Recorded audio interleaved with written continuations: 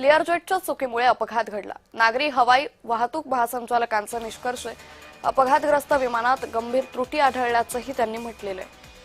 त्यामुळे लेअर जेटच्या चुकीमुळे अपघात घडला. नागरी हवाई वाहतूक महासंचालकांनी हा निष्कर्ष दिलेला आहे.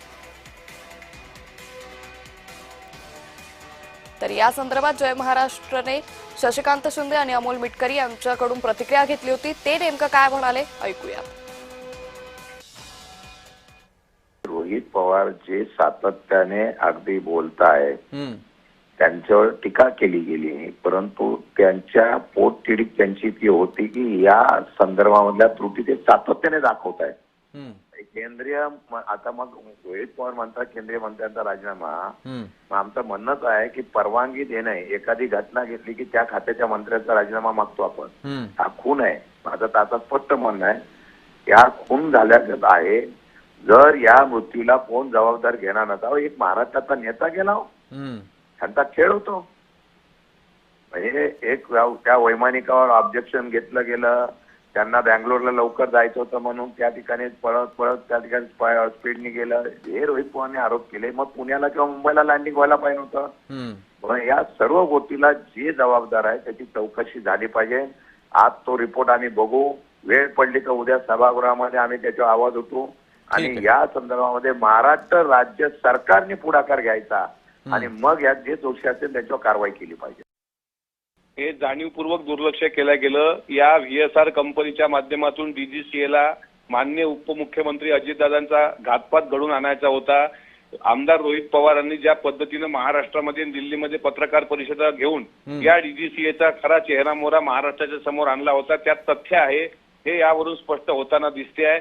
व्हीएसआर कंपनी ही दोषी आहेच, पण या डीजीसीए कंपनी हा त्या हत्येचा मास्टर माइंड आहे. कारण डीजीसीएच्या परवानगीशिवाय व्हीएसआर कंपनीचे विमानं उडू शकत नाहीत किंवा कुठलेच विमानं उडू शकत नाहीत. आम्ही डीजीसीएला पहिल्या दिवसांपासून विचारतोय की अजितदादा देवगिरीवरून विमानतळावर गेले, त्या विमानतळावरून व्हीएसआर कंपनीच्या विमानात बसण्यापर्यंतचं सीसीटीव्ही फुटेज आणि त्या विमानावर जे यांनी पायलट नेमले होते साहिल मदन आणि यश, या लोकांची आत्ताची असलेली अनुपस्थिती, हे कुठं आहेत, कोणा ट्रॅफिकमध्ये अडले, यांना का वेळेवर पाठवल्या गेलं नाही, नादुरुस्त विमान कसं दिलं गेलं.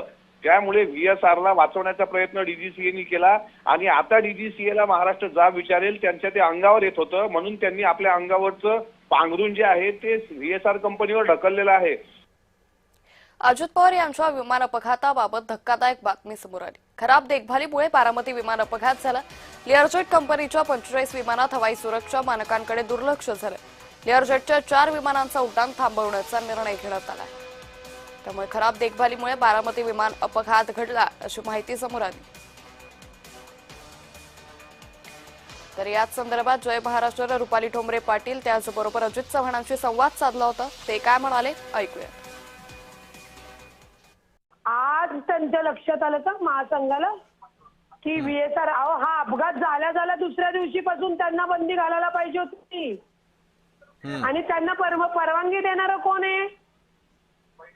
आम्ही महिनाभर संयम ठेवला, त्याच्यामध्ये अनेक प्रश्न आमदार रोहित पवारांनी टेक्निकली काढले.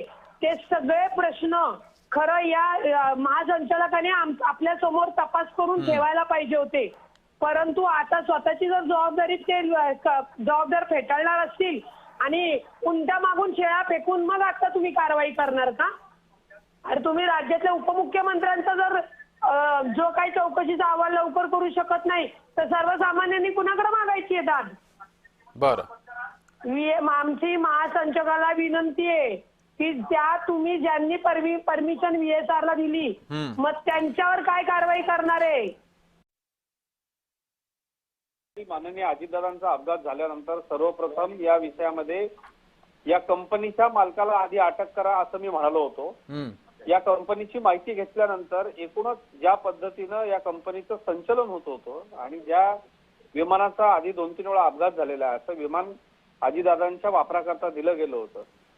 चलता हे अशा मानसिकतेतनं काम करणारी ही कंपनी त्याच वेळेला आपल्याला दिसून आली होती आणि डीजीसीएनं खरं तर अतिशय सार्वजनिक आणि व्यक्तिगत वापराच्या विमानांच्या बाबतीमध्ये नियम कडक केलेले. पण या निमित्तानं या यंत्रणेमध्ये काम करणाऱ्या लोकांनी अधिक कार्यक्षमतेनं काम केलं पाहिजे. महाराष्ट्रात अतिशय मोठं नुकसान झालेलं आहे. अजितदादा या विमानातनं प्रवास करत होते, त्यामुळे हे सगळं पुढे आलं. परंतु हे सुरूच आहे ना, अनेक हेलिकॉप्टर्स हेलकावे खाऊन थांबतात. या विमान कंपन्यांची जी विमानं आहे, ही विमानं अनेक व्हीव्हीआयपी वापरत असतात. त्यामुळे हे अतिशय संतापजनक आहे.